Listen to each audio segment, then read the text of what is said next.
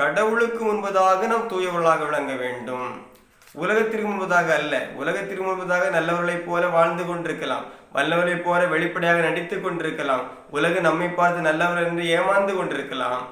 ஆனால் கடவுளுக்கு முன்பதாக நாம் தூயவர்களாக வாழ வேண்டும். ஏனென்றால் கடவுள் எப்படிப்பட்டவர் என்று பார்க்கிற பொழுது அபகுக் இறைவாக்கினர் முதல் அதிகாரம் 13வது இறைவார்த்தையிலே கடவுளை குறித்து சொல்லுகின்றார். பாருங்கள், அபகுக் இறைவாக்கினர் அபகுக் புத்தகத்திலே முதல் அதிகாரம் 13வது இறைவார்த்தையிலே அருமையாக சொல்லுகின்றார். தீமையை காண நாணுகின்ற கண்களை உடையவர், கொடுமையை பார்க்க தாங்காதவர். கடவுளுடைய அந்த தூய்மையுடைய அடையாளத்தை பாருங்கள்.